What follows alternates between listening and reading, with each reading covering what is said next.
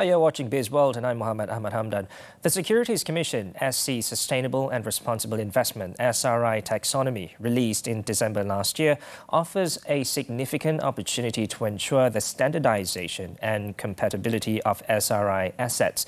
Its chairman, Dr. Sri Awang Adik Hussein, said it also presents a significant opportunity in preventing market fragmentation and reduces the risk of greenwashing. He said the SRI taxonomy allows for proper and consistent identification and classification of various types of economic activities aligned with environmental, social and sustainability objectives. This, he said, will provide the necessary transparency for capital market participants on what constitutes being sustainable. Since the SC's guidelines on SRI funds was introduced in 2017, the number of SRI funds in the market has grown to more than 50, with a total size of 7 billion ringgit.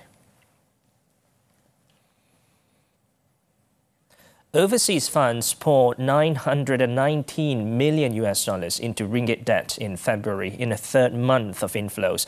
The buying contrasted the outflows recorded by some other regional markets, with foreign investors pulling $1.1 billion from Thai notes and $498 million from Indonesian bonds.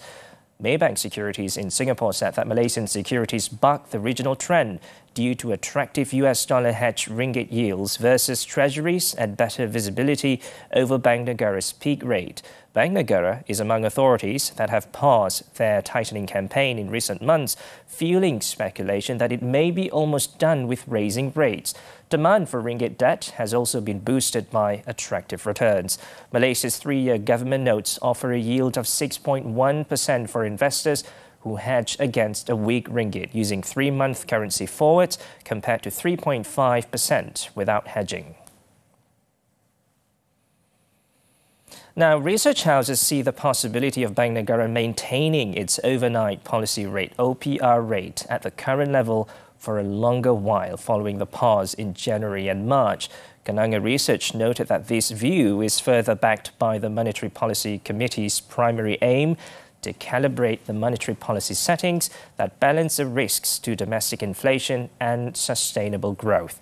Given that growth and inflation outlook are expected to moderate this year amid downside risk from the external front, the firm foresees a small probability that Bank Negara will resume its rate hike in the near term. Meanwhile, Public Investment Bank noted that with subsidies still in effect, it maintained the view that Bank Negara will retain its wait-and-see stance by pausing and keeping the OPR unchanged at 2.75%. Moving on, the country's total property transaction value last year is likely to surpass the highest level ever recorded, which is 161 billion ringgit back in 2014. The Malaysian Institute of Estate Agents, MIEA, said as of the third quarter of 2022, the total property transaction value stood near the 141 billion ringgit recorded in 2021. The industry foresees 2022 will surpass the said figure due to the promising third quarter performance. Given the momentum, MIEA expects the property market to be positive this year. The National Property Information Centre is expected to announce 2022's figures next week. Meanwhile, buyers' confidence appears to have returned as inquiries for rental and sales has improved since December last year. Cape EMS made a strong debut on the main market of Bursa Malaysia, opening at RM1.42, a 52 cent or 57.8% premium over its initial public offering IPO price of 90 cents per share. According to its CEO T. Kim Chin, it had an opening volume of 42 million shares.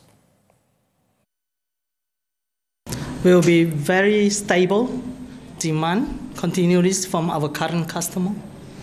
And we also have a very strong order book, even though by the 4th of January, that gives us a very confidence growth in 2023, especially on the industry market. At the opening bell, the company saw 42 million of its shares traded. The listing exercise successfully raised 6.7 million ringgit through a public issue of 173 million new IPO shares. As at January 4th, Cape EMS order book stood at 358.7 million ringgit.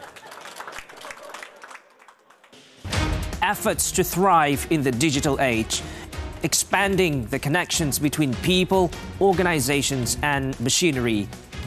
The digital economy, a critical component of national transformation. A new driver of development. MDEC CEO Mahathir Aziz speaks to Money Matters on what's driving digitalization nationwide. This Saturday at 5 p.m. only on TV3. And that's all the time we have for Bizworld. I'm Muhammed. Hamdan. Thank you for watching and keep tuning into TV3.